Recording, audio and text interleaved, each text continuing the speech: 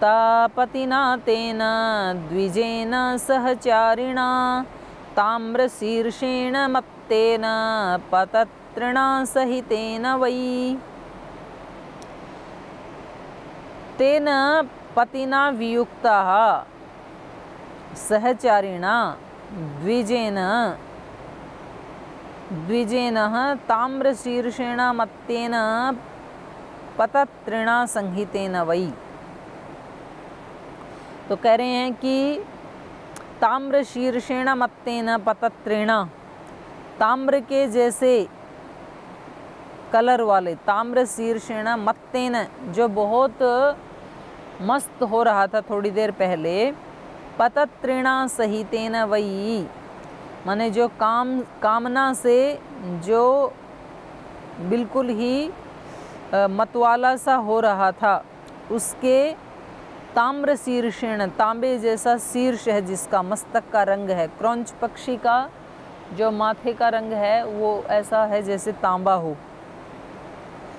वियुक्ता पतिना तेना, तो उस पति से वियुक्त उस भार्या के साथ, द्विजेन सहचारिणा जो अपने पति के साथ विचरण कर रही थी, तो उत्तम पंखों से युक्त वह पक्षी जो सदा अपनी भार्या के साथ विचरण करता था,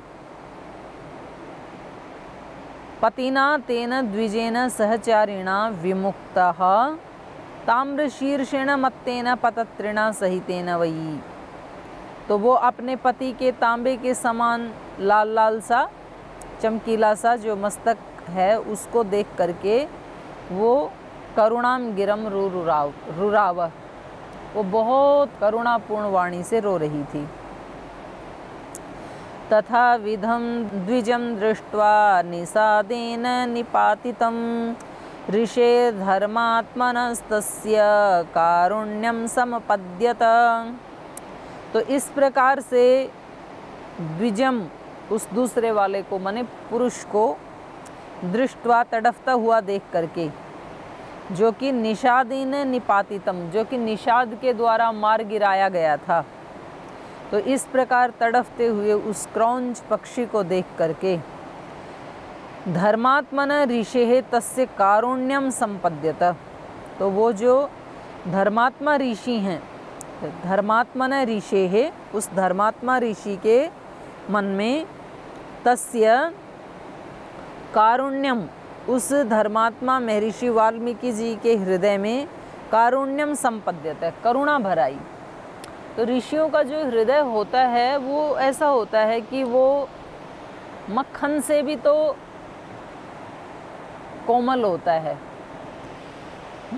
मृदुरानी कुसुमादपि कठोराणी वज्रादपि, और वज्र से भी ज़्यादा कठोर होता है। कठोरता तो तब दिखती है कि जब उनको संसार का कोई भी सुख, साधन, भोग, ऐश्वर्य उनको अपनी तरफ आसक्त कर नहीं पाता है, तो ये उनके हृदय की कठोरता है। और मृदुता ये है कि जब भी किसी का वो दुख देखते हैं तो वो करुणा से भर जाते हैं।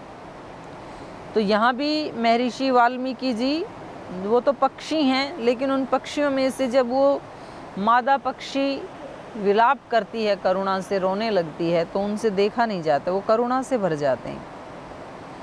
ततः करुण विदित्वा दधर्मो अयमिति द्विजः निशाम्य रुदतिं क्रौंचिम इदं वचनम अब्रवीत। ततः, तो उसके बाद, करुण वेदित्वात्, करुणा की वेदना करने वाले, उस करुणा को अनुभव करने वाले, माने करुणा की अनुभूति करने वाले, करुण वेदित्वात् अधर्मो अयम इति द्विज,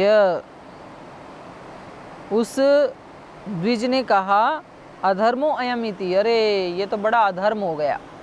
तो हम एकदम से ऐसे बोलते हैं ना कि अरे ये तो बड़ा अनर्थ हो गया, कोई ऐसी घटना घट जाए तो। मेरे देखते देखते देखो कितना करुण दृश्य हो गया ये।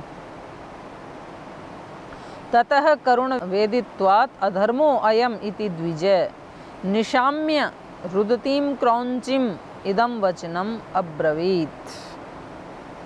तो निशाम्य ऐसा निश्चय करके रुदतीम क्रौंचिम, उस रोती हुई क्रौंची पक्षी के लिए इदम वचनम अब्रवीत, उन्होंने इस प्रकार कहा।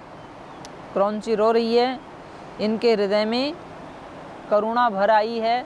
तो महर्षि पतंजलि ने भी एक सूत्र लिखा है कि जो अच्छे श्रेष्ठ व्यक्ति हैं उनमें केवल 4 ही प्रकार की भावना उनके हृदय में होनी चाहिए। मैत्री, करुणा, मुदिता, उपेक्षा। जो लोग खुश हैं, सुखी हैं, उनको देख करके तो मैत्री की भावना आनी चाहिए। मैत्री की भावना मतलब उनसे मित्रता करने की आवश्यकता नहीं है, बल्कि अपने किसी मित्र को देख करके जैसे हमारे मन में हर्ष उत्पन्न होता है, ऐसे ही किसी सुखी व्यक्ति को देख करके हमारे मन में हर्ष उत्पन्न होना चाहिए। और दुखी को देख करके करुणा उत्पन्न होनी चाहिए। और किसी पुण्यात्मा को देख करके मुदित होना चाहिए, हर्षित होना चाहिए कि देखो कैसे जीवन का सदुपयोग किया इन्होंने। और किसी पापात्मा को देख करके व्यक्ति को उदासीन रहना चाहिए। तो महर्षि वाल्मीकि जी ने इस दुखी क्रौंची को देखा तो उनका हृदय करुणा से भर गया। और अचानक उनके मुख से पहले तो ये निकला कि अरे ये तो बड़ा अनर्थ हो गया, और फिर उनके मुख से ये शब्द निकले, मां निषाद प्रतिष्ठां त्वं अगम शाश्वती समाः यत्क्रौंच मिथुनादेकम अवधि काम मोहितम। हे निषाद, माँ प्रतिष्ठाम त्वम अगमा, मैंने एक तरह से उसको शाप ही दे दिया क्योंकि बहुत करुणा आ रही थी क्रौंची के ऊपर। तो कहा हे निषाद त्वम प्रतिष्ठाम माँ अगम, तुझे कभी सुयश ना मिले, शाश्वती समाहा, और कभी तेरे को शांति ना मिले, क्योंकि तूने दूसरे की शांति भंग की है। तो जो हम बीज बोते हैं वैसे ही फल निकलते हैं फिर।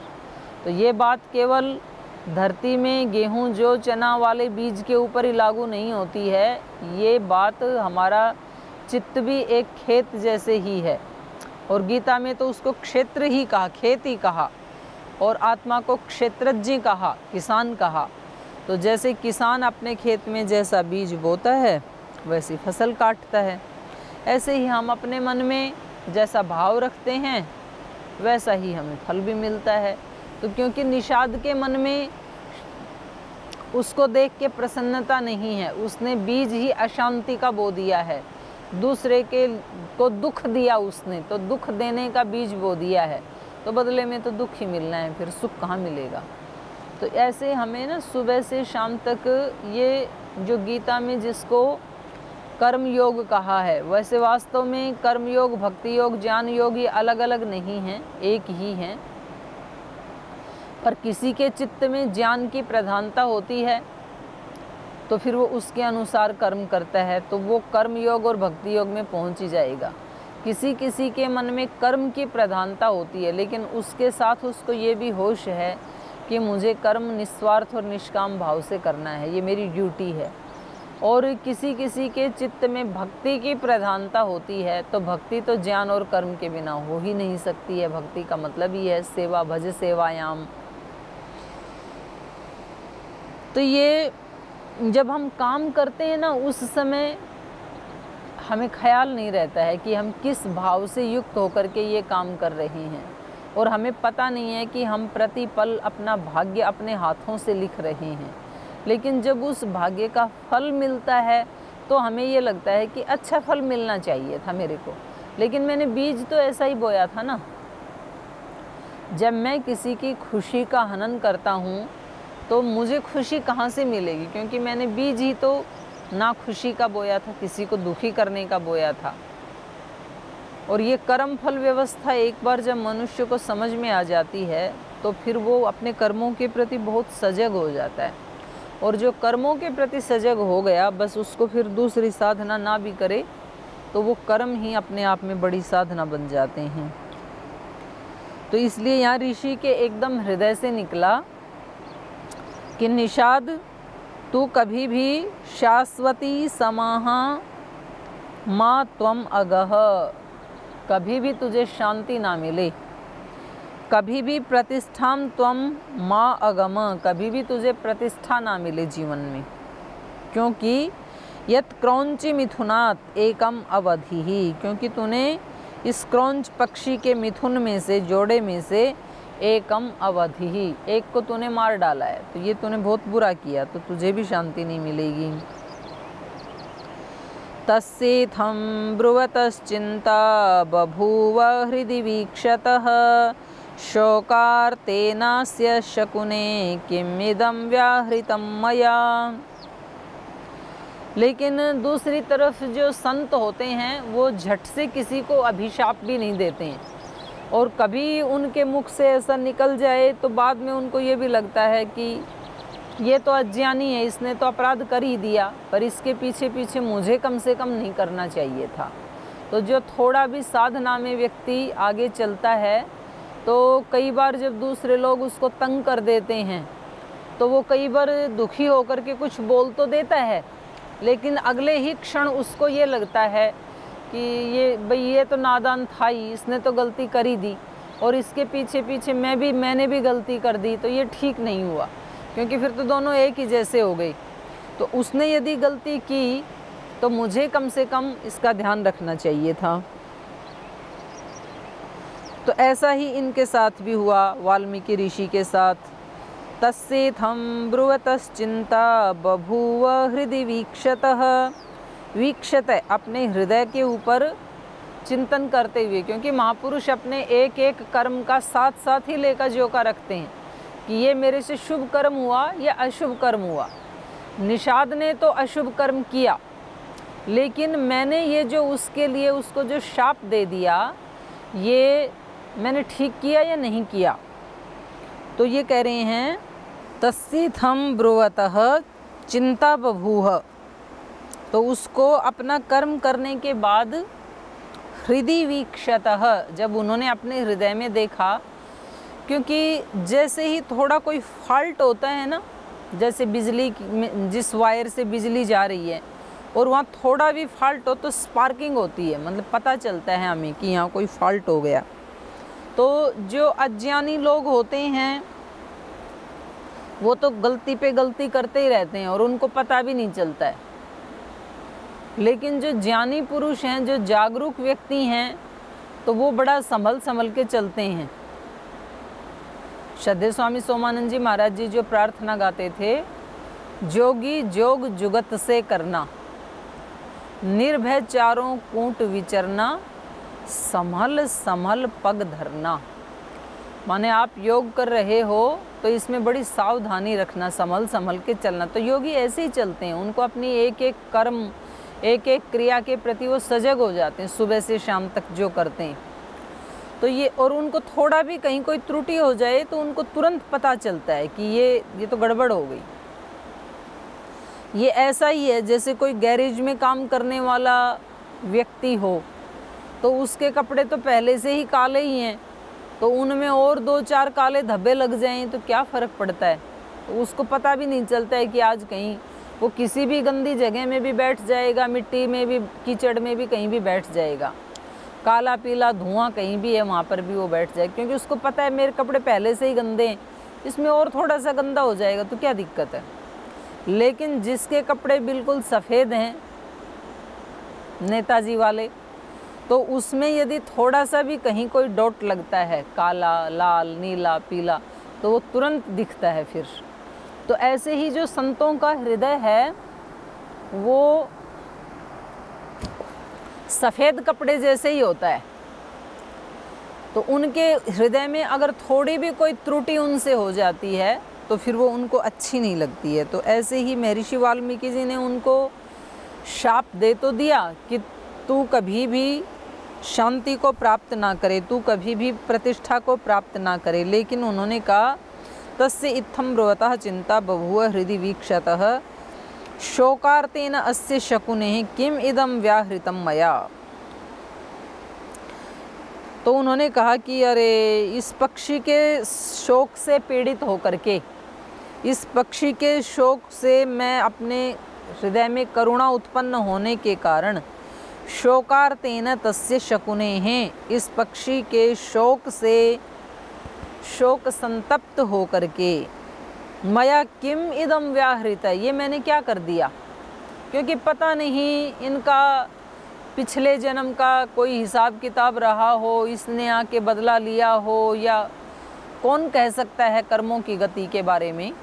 तो मैंने ये जो इसको शाप दे दिया, ये पता नहीं मैंने ठीक किया या नहीं किया। चिंतयन् स महाप्राज्ञश्चकार मतिमान् मतिं शिष्यं चैव ब्रवीद्वाक्यम् इदं स मुनिपुंगवः। तो महाप्राज्ञ मतिमान मतिम, तो वो मतिमान में भी जो मति वाला, माने बुद्धिमानों में भी बुद्धिमान, ऐसा जो महाप्राज्य महर्षि वाल्मीकि। तो देखो इस वर्णन से ये भी पता चलता है, जो लोग कहते हैं ना कि वाल्मीकि ऋषि तो पहले डकैती करते थे, ऐसे करते थे, वैसे करते थे, तो ये बिल्कुल झूठ है। रामायण से पता चल रहा है कि वो कितने बुद्धिमान हैं, मतिमान मतिम और महाप्राज्य हैं वो। तो इससे पता लगता है कि उन्होंने बचपन से कितनी विद्या की साधना की होगी।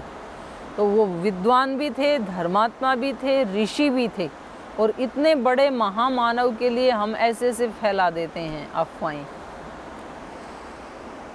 तो उन्होंने, उस महाप्राज्य ने चिंतयन, ऐसे सोचते हुए, महापुरुष वो होते हैं जो बदतर में से भी बेहतर निकाल लाते हैं। अगर कहीं कोई गलती हो गई, कोई चीज़ बदतर हो गई, बद हो गई, उसमें से अब अच्छा क्या निकाल सकते हैं। और ये कोई चीज़ हम किसी व्यक्ति से सीख सकते हैं, प्रकृति से सीख सकते हैं, किसी पशु पक्षी प्राणी से सीख सकते हैं। बदतर में से बेहतर निकालना, ये सीखना हो तो हम चिड़िया से, कबूतर से सीख सकते हैं। कूड़े के ढेर में कभी कभी कुछ एक दो दाने अन्न के भी चले जाते हैं खाने के लिए। ये पक्षी उस कूड़े के ढेर में जाते हैं, कूड़ा वहीं छोड़ देते हैं, अन्न का दाना वहाँ से निकाल करके खा लेते हैं। तो देखो कितनी बड़ी उनके अंदर विवेक शक्ति है। कचरा वहीं पड़ा है, अच्छा था उसको खा लिया। तो हम अपने जीवन में कई बार ऐसी बदतर परिस्थितियां हमारे जीवन में आ जाती हैं, तो उस बदतर में से भी कुछ बेहतर निकालना। अब कोरोना आ गया तो कितनी बदतर स्थिति हो रही है पूरे विश्व की, न कि पूरे देश की। लेकिन अब घर में तो लॉकडाउन हो गए, अब इसमें घर में रहते हुए भी हम योग करें, ध्यान करें, प्राणायाम करें, स्वाध्याय करें, तो ये हो गया बदतर में से बेहतर निकालना। भाई जो भी अपने सामने आपत्ति विपत्ति आई है उसका सदुपयोग कैसे करना है। तो ऐसे ही महर्षि वाल्मीकि जी ने किया कि ये जो मेरे से बोला गया, ये किसी को शाप तो नहीं देना चाहिए था मुझे, ये तो ठीक नहीं हुआ, लेकिन ये जो मैंने बोला ये छंदोबद्ध बोला गया। माने जो मैंने 4 चरण में इस श्लोक को बोला, तो चारों चरणों में बराबर 8-8 अक्षर हैं। तो ये तो एक छंद बन गया, एक कविता जैसे बन गई, एक काव्य बन गया। चिंतयन् स महाप्राज्य चकार मतिमान् मतिं शिष्यं चैव ब्रवीद्वाक्यम् इदं स मुनिपुंगव। और फिर उन्होंने ये बात अपने शिष्य के साथ शेयर की कि भाई मैंने तो ये बोल दिया, लेकिन ये जो मैंने बोला है ये पादबद्ध अक्षर सम, ये पादबद्ध, 4 पाद हैं इसमें, 4 चरण बन गए जो मैंने बोला है उसके, और अक्षर समः, चारों में बराबर अक्षर हैं। छंद उसको कहते हैं जिसके 4 चरण होते हैं और चारों में बराबर अक्षर होते हैं, तो उसको कहते हैं छंद। छंद मतलब पूर्णता, छंद मतलब आच्छादित करने वाले, जो दिव्यता से आच्छादित कर देते हैं हमारे चित्त को। तो इन्होंने कहा पादबद्धोक्षरम समः तंत्री लय समन्वित। और ये जो काव्य है ये तंत्री लय भी है। तंत्री मतलब वीणा, तार जिसमें बांधी जाती है तो उसको तंत्री कहते हैं। तो कहा तंत्री लय समन्वित, ये वीणा के ऊपर भी आ जाएगा। कई बार हम कोई वो भजन कविता गाते हैं तो सुर तो होता है, फिर ताल नहीं होती है, कभी ताल आ जाती है तो स्वर अच्छा नहीं होता है। तो ये कह रहे हैं कि ये वीणा के ऊपर लय से भी युक्त है और ताल से भी युक्त है। शोकार्तस्य प्रवृत्तो में श्लोको भवतु नान्यथा। तो कल देवऋषि नारद जी जो कह के गए थे काव्य रचना करने के लिए, तो वैसे तो शायद मेरे मुख से ये श्लोक नहीं निकलता, काव्य मुझे शायद नहीं बनाना आता, लेकिन शोकार्तस्य प्रवृत्त में शोक से, उस पक्षी के शोक से, शोक युक्त होने के कारण मेरे मुख से अनायास ही ये श्लोक निकल गया। तो ऐसे भी होता है कभी कभी कि कोई घटना हमें कुछ नई चीज़ दे करके चली जाती है, मतलब घटना अच्छी नहीं थी पर जो कुछ प्रसाद दे के गई वो बड़ा अच्छा था। तो ऐसा ही इनके जीवन में हुआ।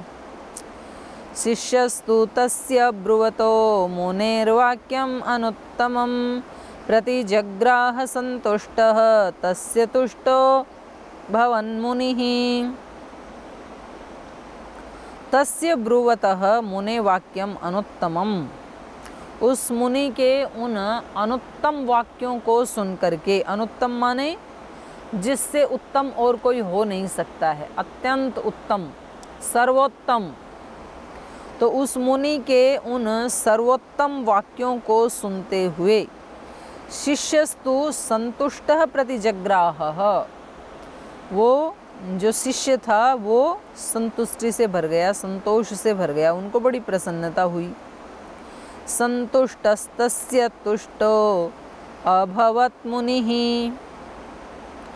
तो वो उन्होंने उस श्लोक को सुना और उनका समर्थन करते हुए कहा कि हाँ गुरुजी, ये तो बड़ी सहजता से आपके मुख से जो है ये श्लोक निकल गया, ये काव्य निकल गया, ये तो बड़ा अच्छा हो गया। तो इससे तुष्टो अभवत् मुनिः, अपने उस शिष्य के इस कथन से शिष्य ने कहा कि हाँ आप बहुत अच्छा कर रही हैं, क्योंकि शिष्य को और बेटे बेटियों को, बच्चों को संतुष्ट करना ये बड़ी कुशलता का काम है। प्राय बच्चे सबसे संतुष्ट हो जाते हैं लेकिन अपने बापू से संतुष्ट नहीं होते हैं, कोई ना कोई शिकायत लगी रहती है। प्राय शिष्यगण दूसरे गुरुओं के यहाँ जाएंगे, वहाँ जाएंगे, फिर अपने गुरु को आके बताएंगे, बोल जी अपने यहाँ भी ऐसा और होता तो अच्छा था। तो मतलब अपने वाला अच्छा ही दिखती नहीं है। तो उसमें हिंदी में कहावत है ना, घर की मुर्गी दाल बराबर। तो अपने घर में, मतलब ये उदाहरण ज़्यादा अच्छा नहीं है, उसको ऐसे कहना चाहिए घर का सोना पीतल बराबर। घर में यदि सोना रखा है तो उसकी वैल्यू नहीं है, और ख़रीद के लाएं तब पता चलता है। वो परंपरा से मिलता गया एक पीढ़ी से दूसरी पीढ़ी को, तीसरी चौथी को, तो उसकी कीमत का नहीं पता चलता है, बस इतनी बात है। तो यहाँ इनके शिष्य जो हैं ये बड़े अच्छे शिष्य हैं, तो अपने गुरु का समर्थन कर रहे हैं कि बड़ा अद्भुत श्लोक निकल गया आपके मुख से गुरुजी, ये तो बड़ा अनुत्तम काम हो गया। माने इससे उत्तम और क्या हो सकता है। अभी अभी तो नारद जी काव्य रचना करने के लिए प्रेरणा दे के गए, अभी अभी तमसा नदी में आके आपने स्नान किया, और इस तमसा नदी के तीर पे इतनी अच्छी कविता, इतना अच्छा काव्य आपके हृदय से प्रस्फुटित हो गया, तो ये तो बहुत अच्छी बात है। सोऽभिषेकं ततः कृत्वा तीर्थे तस्मिन् यथा विधिः तमेव चिन्तयन्नर्थम् उपावर्तत वै मुनिः। सो अभिषेकम ततः कृत्वा, अच्छा ये तो स्नान से पहले ही हो गया सारा कार्यक्रम। तो ततः इसके बाद स उन महर्षि वाल्मीकि जी ने अभिषेकम कृत्वा, स्नान करके, तस्मिन् तीर्थे यथा विधि, उस घाट के ऊपर विधि विधान के सहित स्नान करके, तमेव चिंतयन, उसी बात का चिंतन करते हुए, उस श्लोक के ऊपर ही चिंतन करते हुए, चिंतयन अर्थम उपावर्तत, उसके अर्थ का उपावर्तत, उसका अर्थ का भी और शब्द का भी चिंतन करते हुए मुनि ही उपावर्तत, वो मुनि अपने आश्रम में लौट आए। उपावर्तत माने वापस लौट आए। अर्थम चिंतयन, उस श्लोक के अर्थ का चिंतन करते हुए। तो ये भी एक गुण है महापुरुषों का। सभी के मन में विचार आते ही रहते हैं, वृत्तियाँ उठती ही रहती हैं, लेकिन हम अनावश्यक वृत्तियाँ उठाते रहते हैं, अनावश्यक विचार अपने मन में उठाते रहते हैं। लेकिन जो ऋषि होते हैं उनके मन में जो विचार उठते हैं, जो भाव उठते हैं, वो सद्भाव ही उठते हैं, चलते फिरते घूमते खाते पीते सब काम करते हुए। तो ये जब वहाँ से आ रहे थे तो उसके ऊपर ही चिंतन मनन करते हुए मुनि अपने आश्रम में उपावर्तत वापस लौट आए। भरद्वाज ततः शिष्य विनीत श्रुतवान् गुरोः कलशं पूर्णमादाय पृष्ठतनुजगामः। और फिर उनका जो विनीत शिष्य, विनम्र शिष्य, तो शिष्य में शिष्यत्व तभी घटित होता है जब उसमें विनम्रता हो। यदि विनम्रता नहीं है तो फिर वो शिष्य नहीं बन सकता है, और जो शिष्य नहीं बन सकता है वो कभी गुरु भी नहीं बन सकता है। तो ये बहुत बड़ी बात है यहाँ पर। तो जो उनका विनीत शिष्य है भरद्वाज, वो अपने गुरु के उस चिंतन मनन को सुन रहे हैं, और सुनते हुए पूर्णम कलशम आदाय, पूर्ण कलश को लेकर, माने उनके हाथ में वो जो कमंडलू होता है उसको पकड़ करके पृष्ठ तो अनुजगामः, वो भी उनके पीछे पीछे आश्रम की तरफ चल पड़े। तो अब आश्रम में आकर के आगे किस प्रकार से रामायण का प्रारंभ होगा इसको हम कल पढ़ेंगे। आज हमने इस अलकनंदा के तीर पर रामायण के 21 श्लोक सुबह सुबह आपके साथ मिलकर के अध्ययन किया। आज की चर्चा को अब यहीं विराम देते हैं, शेष चर्चा कल करेंगे। और जैसे आपने रामायण को पढ़ते हुए अभी संकल्प लिया कि मैं ध्यान से पढ़ूंगा, ध्यान से सुनूंगा, ऐसे अब अगला काम करते हुए भी दोबारा से वही संकल्प लें आप जो भी काम करेंगे।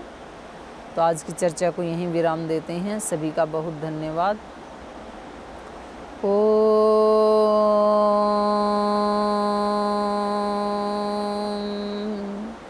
शांति शांति शांति। श्री गुरुभ्यो नमः।